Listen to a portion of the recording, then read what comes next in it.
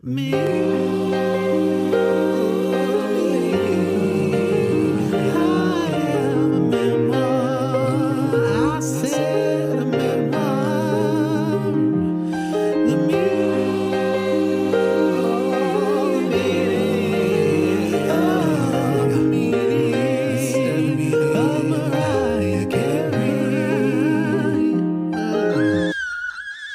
Hello, Lamely. Welcome to me. I am a memoir, the meaning of Mariah Carey, and it is. Can you do a double DP? Yeah, for sure.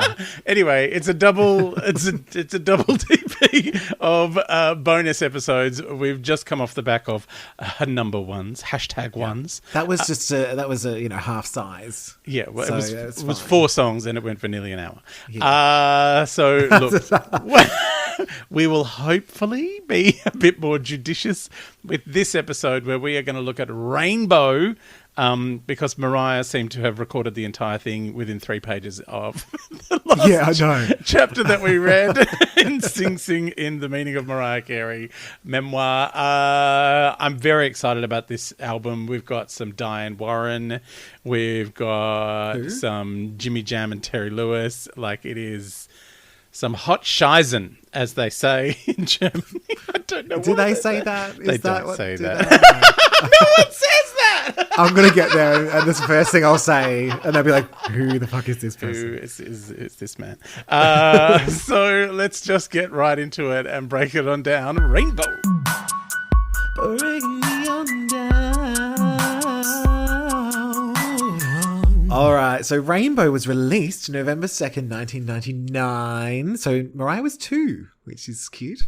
It sold approximately between 7 to 10 million. I couldn't find an exact number. I think there was sometimes things that are reported and not what actually shipped. I've been told it was billions. Exactly. That's all we need to know. I've been told it was billions. Do you just walk around saying that now all week? Yes, that's any number. When anyone goes, like, oh, how much was the Uber Eats tonight? I've been told it was billions.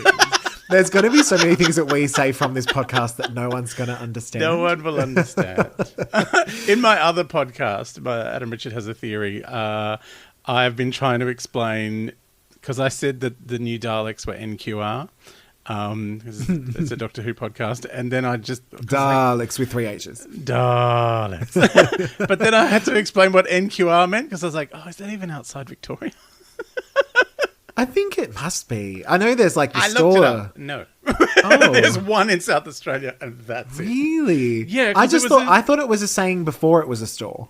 No, I think it was the shop first. Stop it. And so it was not quite right. So NQR was, yeah. Anyway, for those people in America, I've now opened this can of worms again. We have a chain of shops in Australia where they sell goods that have gone past the best before date. And it's called anything with a dent or a bang on it. And it's called NQR supermarkets, but it stands for not quite right. Yeah. And then it just became vernacular where you'd go, no, she's a bit NQR, mate. Yeah. So we were a number 2 in the US and a number 4 in Australia. What were we all thinking? What were we thinking? And it was held off of the top spot in America by Faith Hill's Breathe. Oh, I can be your breathe. Breathe, watching over me. I did love that album. I just remember that song being parodied on My Name Is Earl by Jamie Presley as she's like puffing out smoke rings. It's one of the funniest scenes ever because it was just there. Like, it's just like, why is this in here? Oh, it's great. I don't care. It's fun. So was that the album that had It's Centrifugal Motion? No, I think that was earlier because she had more of a rebirth short hairdo in that video. Right. Whereas by Breathe, she had long flowing locks. And this was before good hair extensions. Faith couldn't afford them. Mariah could. Faith once did sing a Mariah song. Oh, really? Yeah, it was for a Christmas movie. Was it maybe one of the Grinches? What song was it? I'm looking it up. So Mariah had written this song and was planned to sing it, but it was because of some issues with Sony. Oh. There was like, no. Oh. And so Faith Hill sang it. She's like, I love this song. Where Are You Christmas? Yeah, was that it? Apparently. So yeah, Mariah had written a Christmas song for a Christmas movie and then wasn't allowed to sing it because of the Sony issues. Oh, and the new label wouldn't release her back to... I don't know how it worked. Anyway, Faith Hill sang the song. Oh. There you go. We've come full circle. So the first track on this album is Heartbreaker, which actually appears twice. Yes, tiebreaker. So you got the best of me. Tiebreaker ugly. Ida is here. Written by Mariah Carey. It's just a little Easter egg for people, for us. So written by Mariah, Sean J.Z. Carter. Yes. Narada Michael Walden, Jeff Cohen. I'm going to say Shirley Elliston and Lincoln Chase. I'm guessing there's some sample people in there.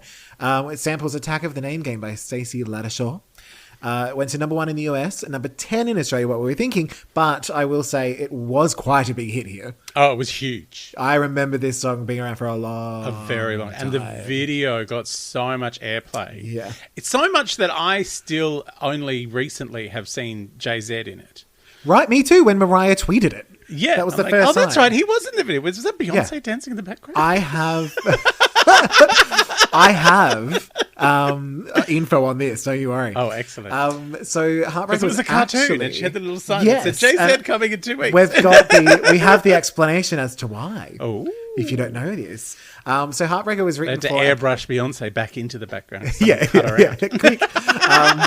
So Heartbreaker was written for a project named All That Glitters. Yes. But due to that being pushed back, Mariah's deal with Mr. Sony, she decided to release it on Rainbow as it felt so fresh. Yes. Just like its current darlings. And when asked about the similarities... Give me a love.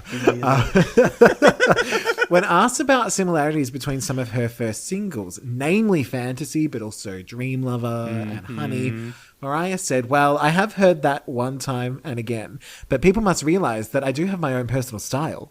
That's why all the first single releases do have a tendency to sound similar yet unique in their own way. Besides, I believe that this is the kind of music fans expect from me. Up-tempo, pop-infused fun songs as the first single release. I did get a lot of heat from Heartbreaker, and maybe it was a little too similar to past singles, but at the same time, it was what I wanted to do. Though I think I succeeded in giving Heartbreaker its own little personality which distinguished it from previous singles. If that wasn't the case, and the fans thought it was too much a rip-off of Fantasy, I don't think they would have made it number 1. Yeah, that's true. That was a long paragraph, but I had to just get to the number 1 shade. Number 1! Yeah, okay, so maybe it sounds similar, but anyway, it went to number 1. Shut up. But also, like, you know, there's, as you point out, there is a remix of this on the album. On the album. And there are many other remixes, including for MC30, there's a great version of it done live where she's singing Diana Ross's Love Hangover and then rolls into Heartbreaker. Is she doing the dishes? No, she's not doing the dishes. Why listen to Diana Ross if you're not doing the dishes? I don't understand. I listen to soap operas when I do the dishes. Do you? Sometimes I listen to this, to our show. Checking that we haven't said anything hideous. And then I said, great, we did keep it in. All right, so let's touch on this video, which cost $2.5 million. Oh, my God. That's it. That was just Bianca's hair. Yeah, exactly. So, because they didn't even get stunt doubles. So they were like, it's too expensive. The hair costs too much. We can't. Sorry. You just got to do it yourself. It was also $1 million for that string bikini to hold her boobs in it. Oh, my God. How much work was it doing? The buzzies in the whole campaign. The in the whole campaign in this album. I almost turned heterosexual during this video clip at one point. Okay. Well, I have one of my popular synopsises of this video, even though I had watched this many times. A poshnopsis. A poshnopsis. It's time for a Poshnopsis. Time for a Poshnopsis. We need a song now that needs an interlude. All right, I'll see if I can come up with Poshnopsis, Poshnopsis, Poshnopsis, Poshnopsis, Poshnopsis, Poshnopsis. Poshnopsis! Our fan is going to hate that. Too much squealing. My squeals at least are in tune. Oh, whatever. Sure they are. Oh my god! I don't know what tune it is. Not the one I was singing, but it's in a some tune. other tune. All right. So Mariah's friends take her to the movies to see a film called Heartbreaker, and Mariah is pissed about it because apparently her cheating boyfriend is there, and the girls want to kick some butt. They walk into the theatre and Mariah is like, no. Oh, wait, is this my song? Oh, I'd better dance on top of the bar with the staff who already seem to know the choreography. There's flips, there's spanking, and there is broomography, darlings. Broomography! Now, Mariah does a fair bit of choreo and generally looks more comfortable. So I'm wondering if she's determined to come for some regular gigs. It's like, oh, she's dancing, is she? All right, hang on. Hold my bra. She does not need a bra in this clip. Well, that's why she took it off. Mariah heads into the cinema loudly singing, yet no one seems to notice. No. Mariah's friend points out... It's one of those films. I know. She was possibly saying Tenet. Very loud. Oh you could do a whole musical in the hallway at Tenet. No one would know. Mariah here. So Mariah's friends point out Jerry O'Connell, and Mariah runs away because she was not a fan of Kangaroo Jack. Oh, it's the only movie I could think of him being in. Stand By Me when he was young and fat. Oh yeah, well, yeah. And Sliders, not the sandwiches. Not the sandwiches. I'm like, I'm hungry now. I guess it's her cheating boyfriend. Mariah and the girls awkwardly duck below the theatre seats, even though it's dark and they're behind him. Then we get a glimpse of Jerry O'Connell's date, and it's none other than Bianca. Who is powdering her larger-than-I-remember décolletage. Someone went through puberty just before this video. I think someone had a lot of chicken. We love chicken. Old mate tries to kiss Bianca, but she's having none of it and makes him pash her bag dog instead. Bag dog! Bag dog. On the screen, we have Cartoon Raya. Got the best of me. So on the screen, we have Cartoon Raya, who acts out JZ's rap, including an explanation that Skios are pigeons. Yes. The girls start throwing popcorn, then ducking for cover. Cartoon Mariah finds a pube in her bed and then stops by Patricia's. She can go back to her mum's. Bianca almost allows a kiss, but then popcorn strike number 2 occurs. Then there's a sign saying that JZ's coming in 2 weeks. More on this to come. Bianca has had enough and needs to take her dog to Dewey's.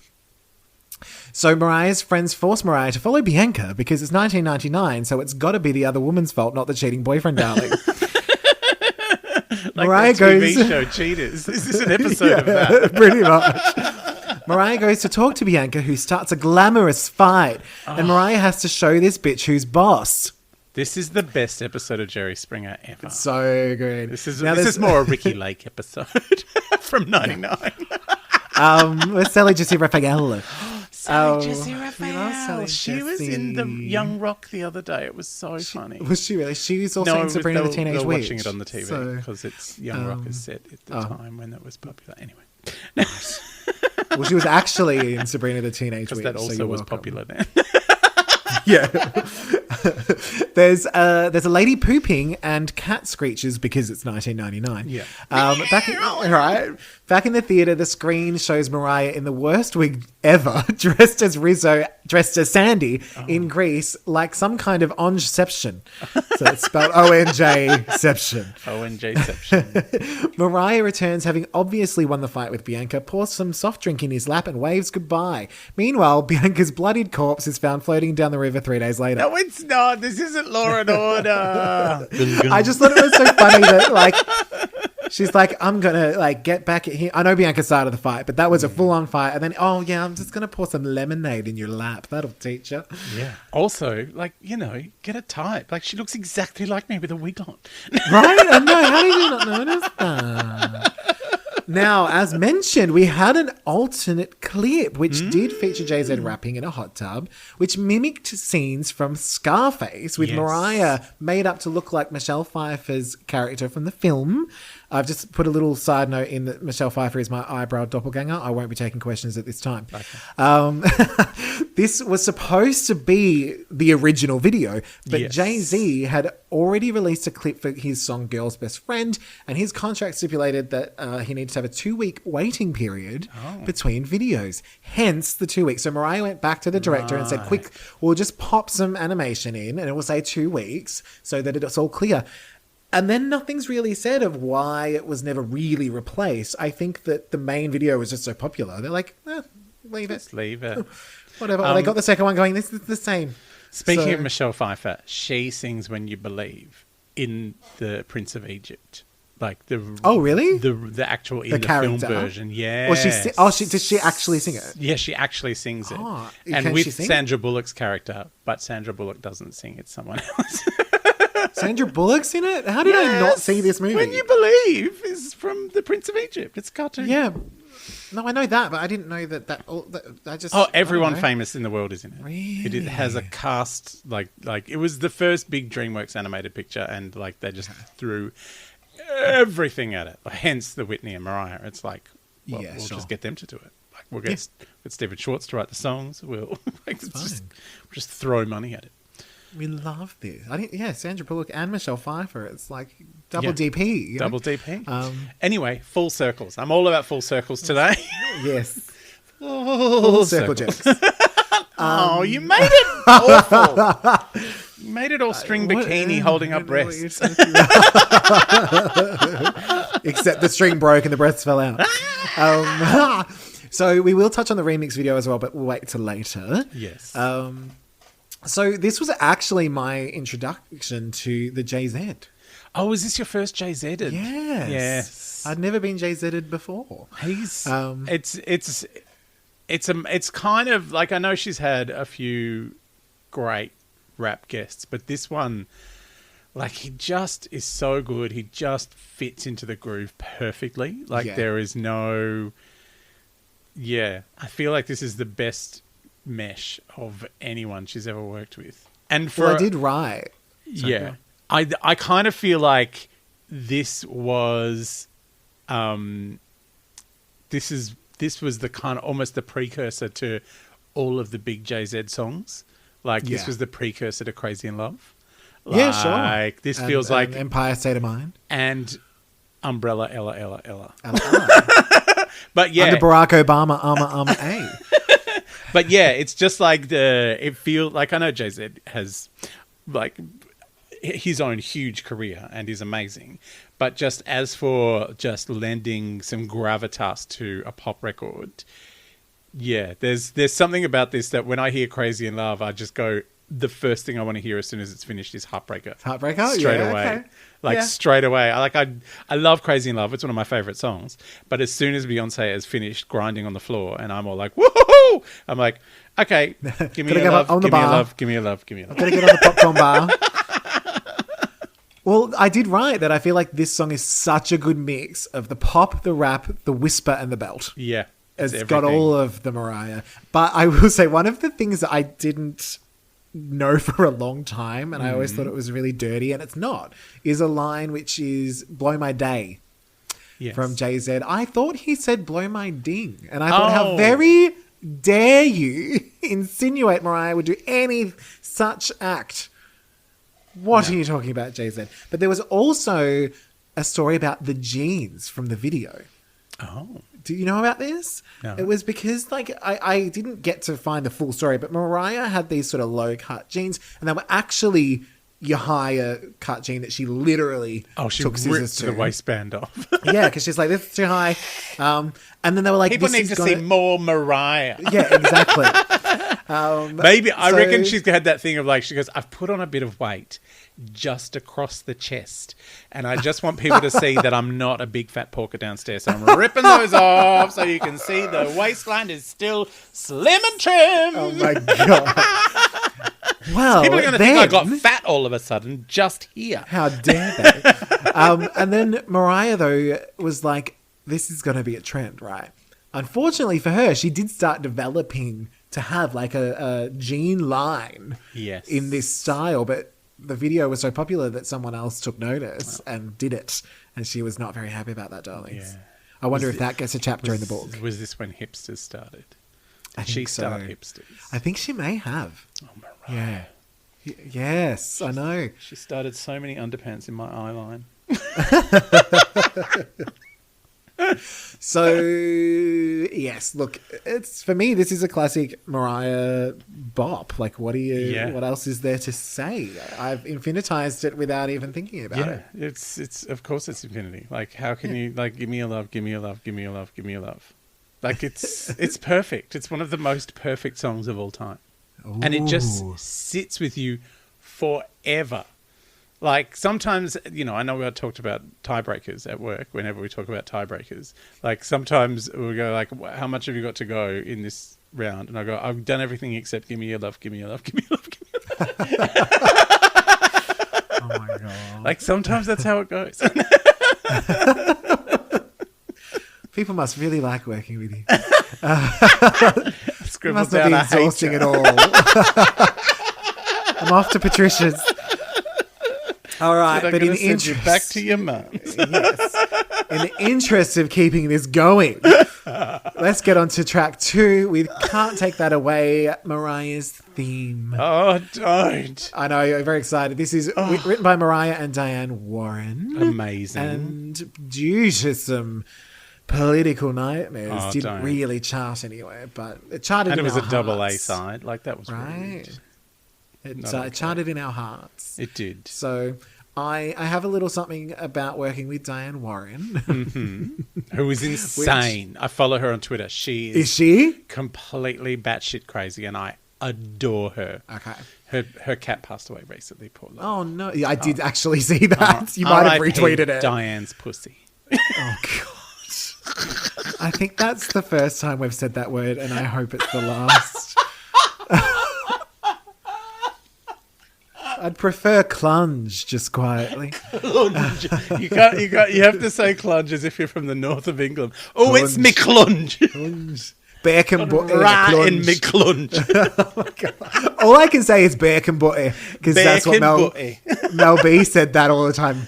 Oh my God. Do you know all what I I can saw do. today? Someone tweeted that it was the 25th anniversary of Wannabe, I think. Wannabe, yeah, like next week or something. And they just tweeted the clip of Baby Spice stealing the homeless man's hat. I in the know. video. People only notice this because it just recently got put into 4K, and all of a sudden we can see what's happening in the background. What are you doing? He's a Oh my homeless man. You've God, taken his yes. clothes. Yeah. I mean, they were thrifty, you know? They were thrifty. It's very thrifty. I'm worried that this episode, we are barely going to get to the end of Can't Take That Away, Mariah. Yeah, we will, before we will, have we to will. go into another chapter. All right. So what Mariah said about working with Diane was, it's less, her style. Like, her typical style would be like a Because You Loved Me, or that new NSYNC song that's out now. It's more that. My style is much more this. This is very Vision of Love / album cuts that have never been released off previous albums, like Vanishing and Outside, which I don't know if you've ever heard. The shade, the Celine shade, the Diane shade, the NSYNC shade, the interviewer shade, forest of shade. Forest of That's Diane where Warren she is shade. in the Can't Take That Away forest. That's the forest of shade Yep. behind me right now. Yep. And there was, as kind of touched on, there was lots of drama with the record company not wanting to release it. Ironically, wanting to release something more hip hop oriented, which is so the opposite of how they were an album ago. I know. And Mariah was leaving messages on her website addressing the corporate negativity.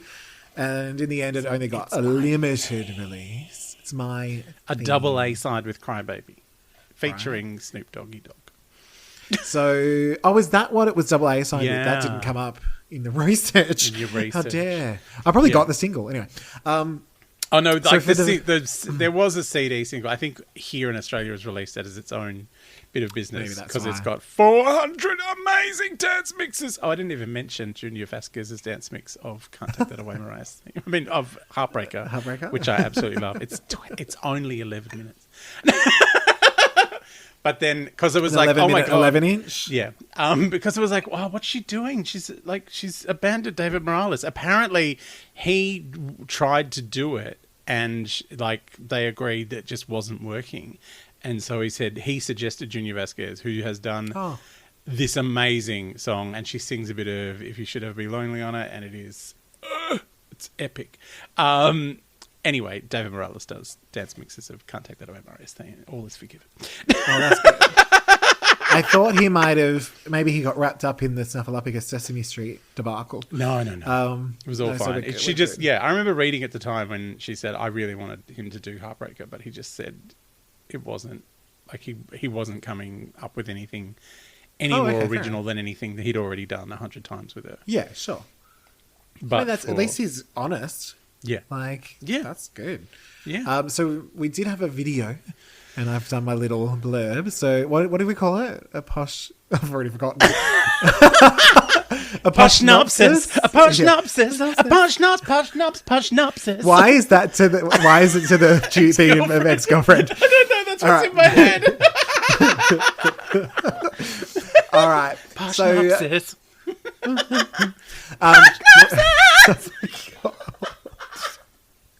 This is horrifying. I know. All right, so in the video, Mariah does acting as she scribbles in a notebook. Yes. We get Lamley stories. Mariah watches some telly. She does that as well. It's amazing. She's very good at scribbling in a notebook. She loves to scribble. Lance Armstrong appears, which hasn't aged well. No. Mariah has a single tear moment. And I her know. nephew... Right? So very good. early on, too. It's like the first verse. Mariah's nephew Sean appears and looks a lot like Morgan in that yearbook photo. He looks so much like Morgan in that yearbook photo, just saying. That single tear is really milking its 15 minutes of fame. It takes a long time to get down to her chin. Forever. Mariah looks out the window. Venus and Serena rock up. Oh, little Mariah. Then Mariah spins and castanets a lot. How about you? Oh, yeah. She's... Out of that, there is an alternate version. Is where she falls to the floor casting the net? That's just everything. She collapses to the floor casting the net. Not unlike our favourite ever video, which has an epic net casting in it. Oh my God, it's the best. The best I can't wait to get to that. That is going to be an hour-long episode. The whole episode where we talk about the video called Almost Home. Almost Home. Almost Home. It's a witch! The monkey! Oh my God. Now, there is an alternate version of this video that's almost the same. I don't know which one you're going to know. There's one where she goes outside and enters a Wet T-shirt concert. Concert? You mean contest? But there's contest. I wrote concert and then read it because I'm like... An idiot. Steve Carell. But there was also one where she stayed inside, didn't get wet, and just spun around a lot. Yeah. Have you seen both? I have seen neither of those. Oh, really? Have you not seen this video at all? I have seen this video, and I get really concerned that she's cold because it's obviously raining outside, and she's not wearing many clothes. Yeah. Well, shorts and a T-shirt. Either way, she wins the concert. The concert, the wet T-shirt. But then I said, but mostly this video was pretty good and serious, so it's hard to make fun of. But I think I succeeded, and you can't take that away from me. No. P.S. Where the fuck was Debrat's grandma? May she rest in peace. She must be one of them. Well, there was lots of little, like there was, a little girl who was only 14. So I was like, I don't think that's her. So, unless she's Lance Armstrong. No, there's a lot of people in this video. Debrat's grandma must have been there. Yeah. Watch it again on slow motion. Maybe Mariah's too busy spinning around in front of the TV for me to know it is. Is that when she cast the net and fall over? Which time? And yes, so when I started listening to this is one I'd always kind of known of, but never sort of singled out, I suppose. Yeah. But the piano part, it is so familiar. Is there something else that has that kind of lilting kind of piano going on? About 18 other Diane Warren songs. Is that why? Yeah. Like, I love Diane Warren. I think she's amazing. But if you make a playlist of Diane Warren songs, like, they're all sung by different people, but you start to go, I think am I listening to some same weird song. album where everyone's singing a remix of everyone else's song?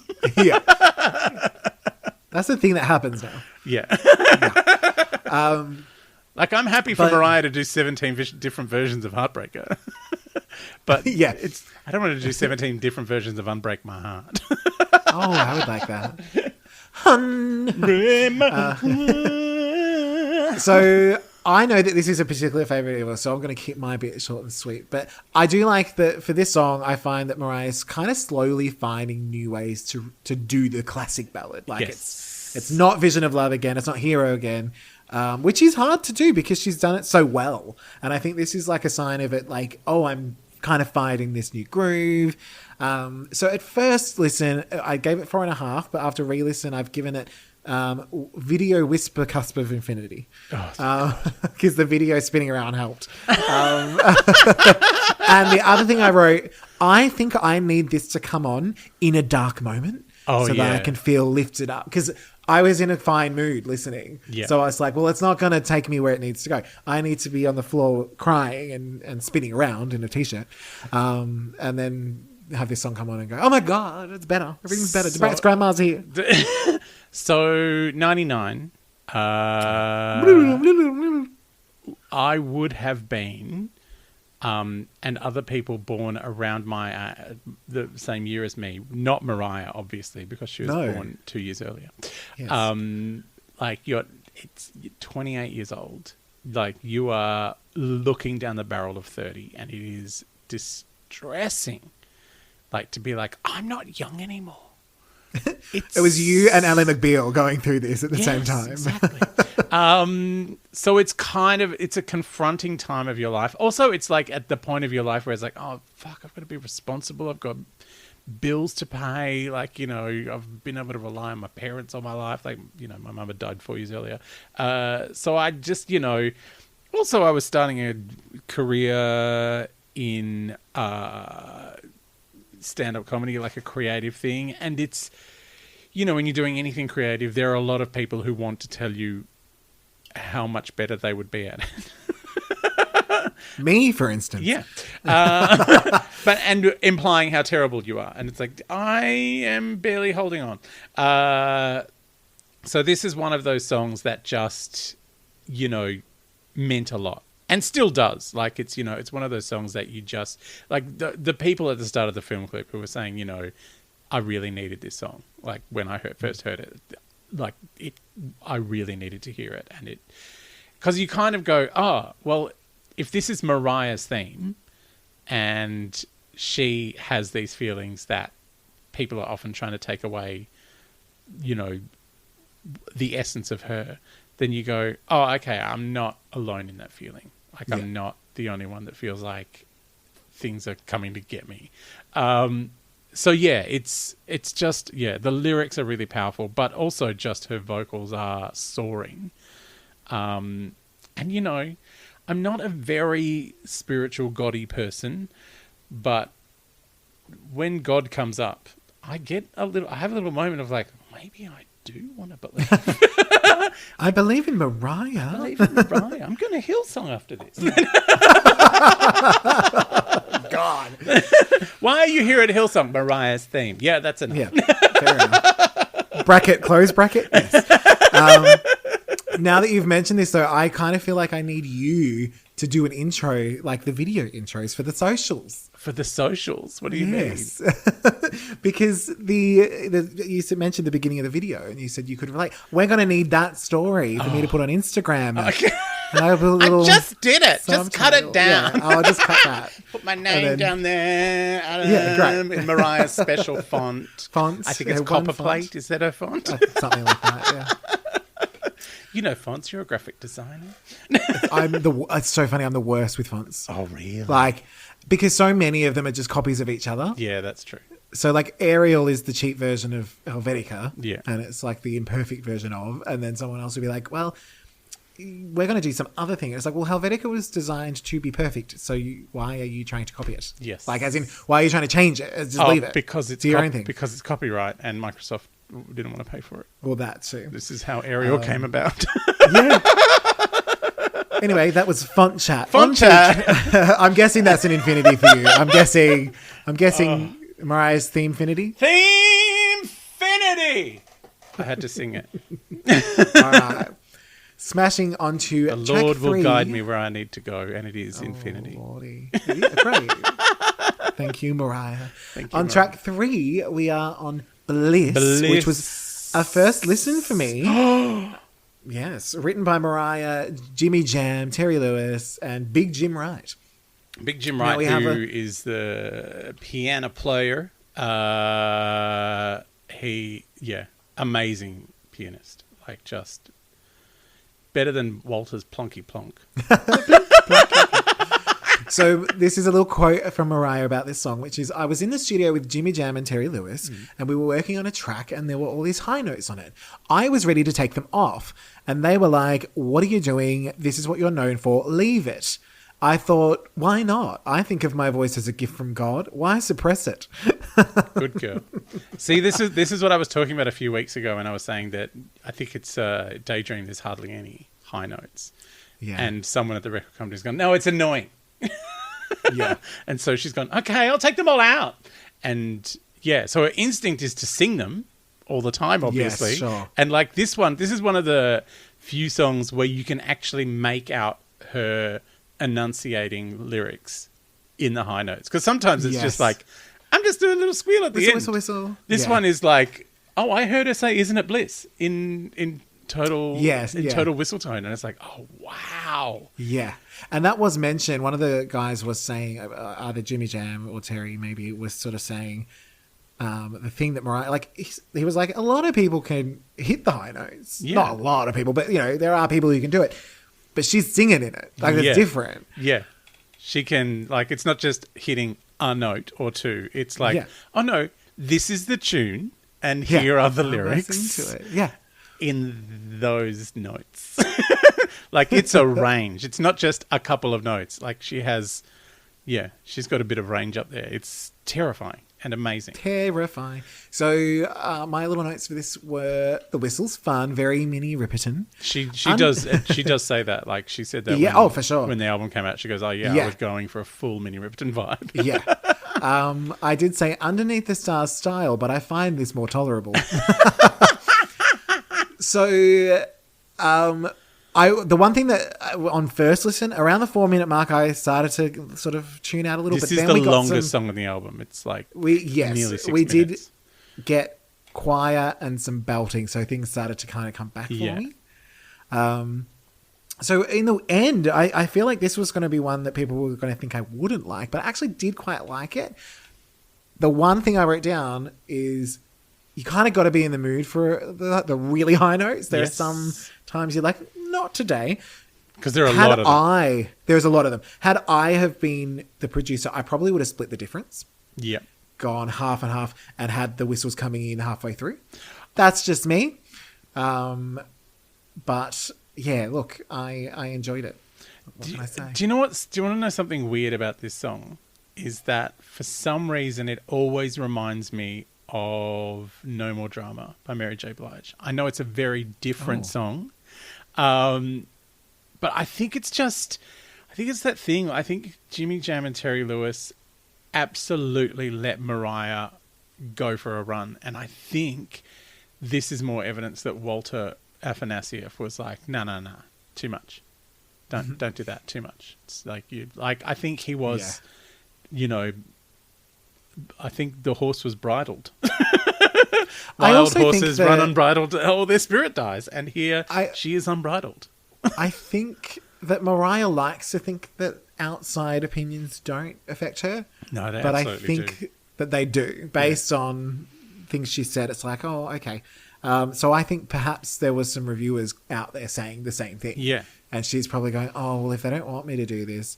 And it's the same part of Mariah that fell into the patriarchy of Tommy. And, it's that insecure side. Also, a lot of people are going to go, oh, it's just showing off, like doing those notes. And this song is like, oh, this is more than showing off. This is like, here I am going to sing actual melody and lyrics in those notes. And not just that, but layered and layered and layered. Like there's There's like 6 levels of these notes being performed while she's also singing the rest of the song. Like it is.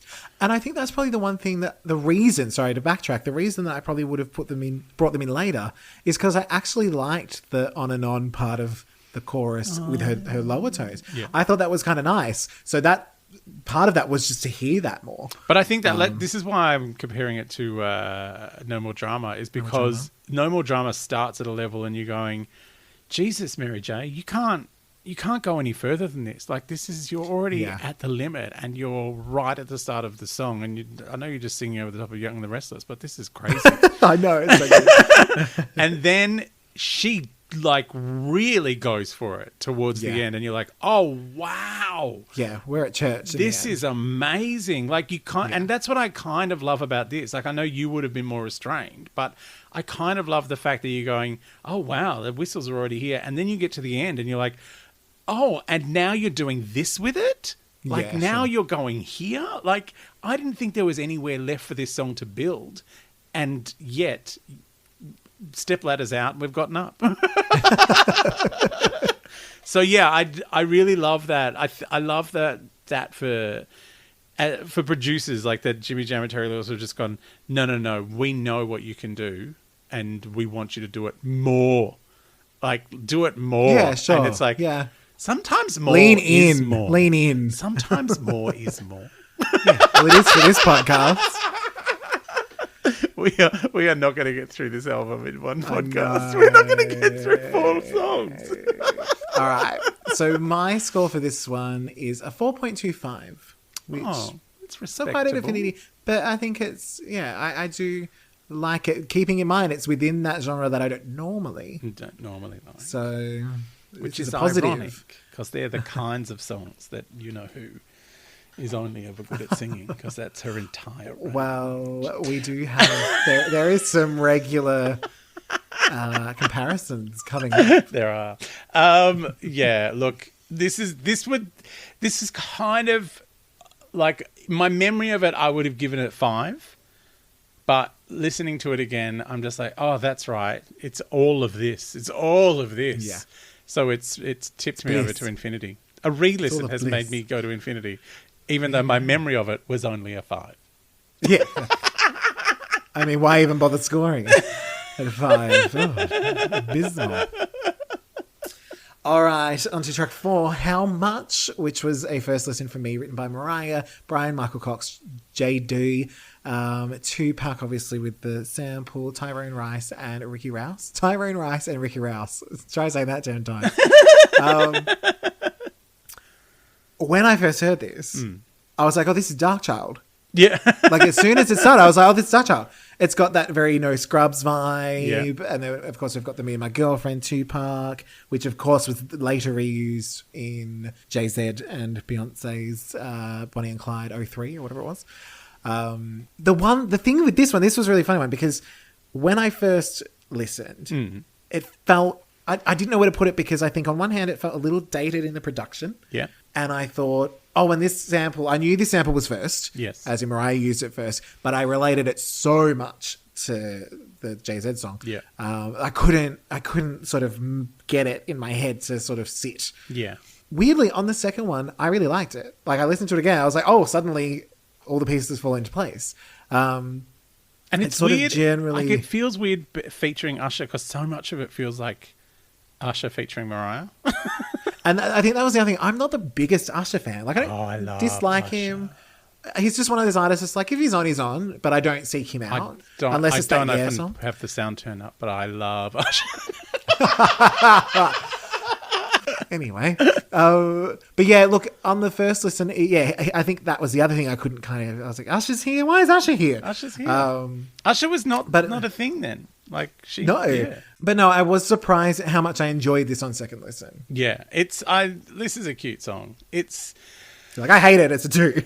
No. It's just on this album, like, you know, when you weigh everything up, like I go, this is the one that I always go, which one's that? I know there's one with Usher. Oh yeah, that one. That's me with Never Forget You. Yeah, Never Forget the Us, baby face. Yeah. Yeah. And like when I hear it, I'm like, oh yeah, I like this one. but it's where it sits in the album I really like, because it comes after that. Like, it's an upbeat kind of fun song. Yeah. After we've had the dreaminess of kind of Bliss, which is neither upbeat nor a ballad. It's just like a fun. Yeah. It's a not ballad. Yeah. So what score would you give this one? This one gets maybe 4.7. Oh, not even a 4.75, just 4.7. Look out. 4. So I gave 4.75 feels like I'd be going too far. How very deep. I gave this one a 4, but wrote could grow, could be a little more, considering how much better it was on the second listen. Yeah. Although it could get to the third listen and go, no, I was right in the beginning. Yeah. All right. But there are so many big songs on this album that it's one of those ones I'm like, yeah, it's, you know what? If this was on one of her later albums that I'm not mad for, this would probably get infinitized to death. Interesting. It's like I need something. Yeah. Next track is After Tonight, which was a first listen for me, written by Mariah, Diane Warren, and David Foster. Yes. Now, this was envisioned as a duet with Mariah's then lover, Louis Miguel, who apparently does feature in the Meaning of Mariah Carey. We just haven't gotten there. Yes. Supposedly, they couldn't get a key that worked for him. They tried a few different ways, just didn't happen, and Mariah didn't have time to re-record it in another key. Like, she would have happily done it in another key. They just didn't have the time because she had to do this album in 3.5 minutes. Yeah. But she did say, I don't know that will ever be a single. It's going to be a theme song for a show in Japan. It's like, I doubt we would put that out in America because it's not my favorite song off the album. I was like, what? I wasn't expecting that. Yeah. What are your thoughts?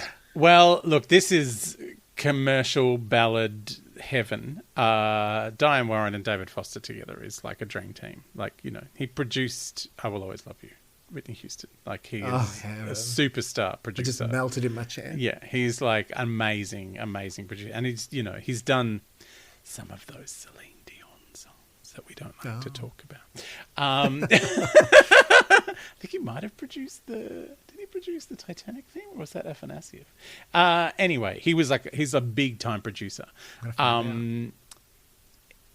You know what I love about this song? Like, I feel like lyrically, this is like the sequel to My All. Like, really? Yeah, because it's kind of got that. Before My All is like, I would give my all to have one more night with you because we're anticipating the vitamin D. We've been kissing on the mouth for 9 hours. Yeah. Whereas this one is like, after tonight, will you still remember me, kind of thing? Is this it?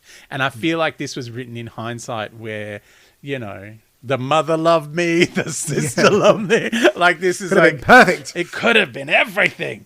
And it's like he finished and didn't come back for seconds. So yeah, it feels like. But you know what I love about this song more than anything? Like, I love Diane Warren, I love David Foster, I love that kind of really commercial ballady stuff.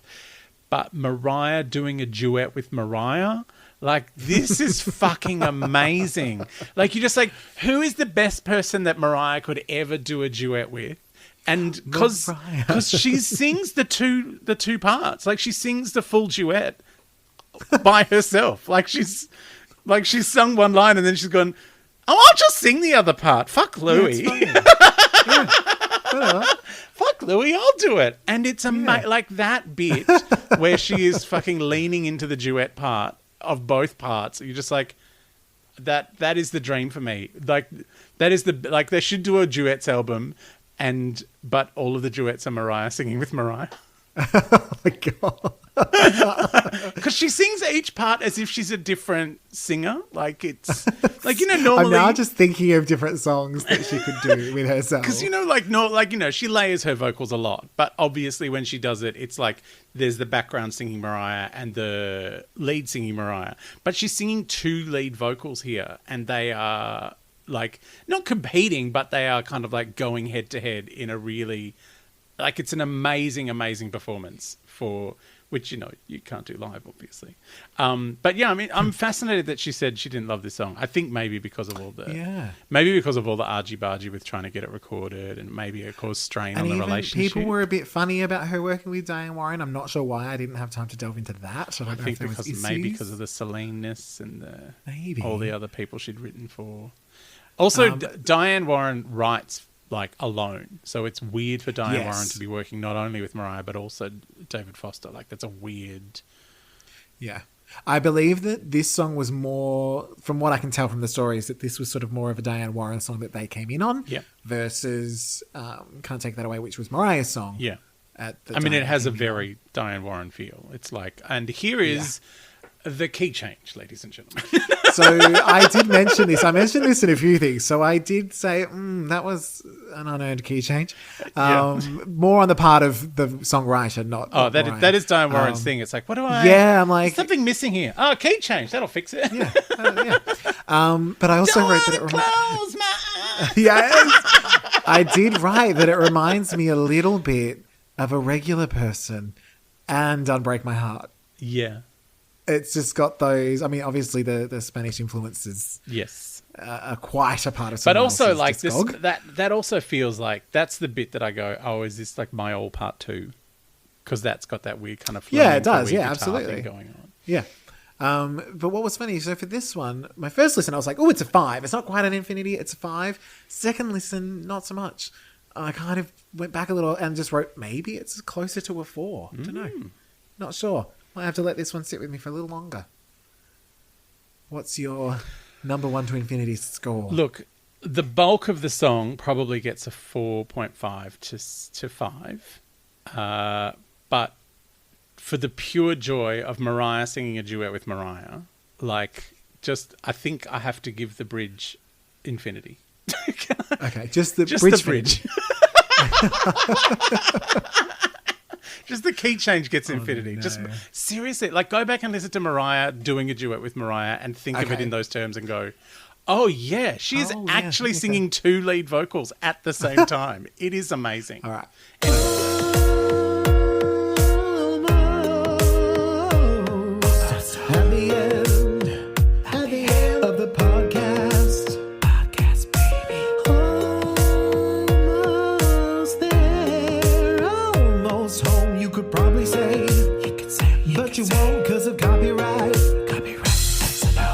Oh dear, we've only done 5 songs. I know. We are gonna have to. You were so sure we wouldn't. You were like, we'll get this. I didn't know we were going to spend half an hour talking about Heartbreaker. I know. You got the best of me and the best of this podcast. Give me your time. Give me your time.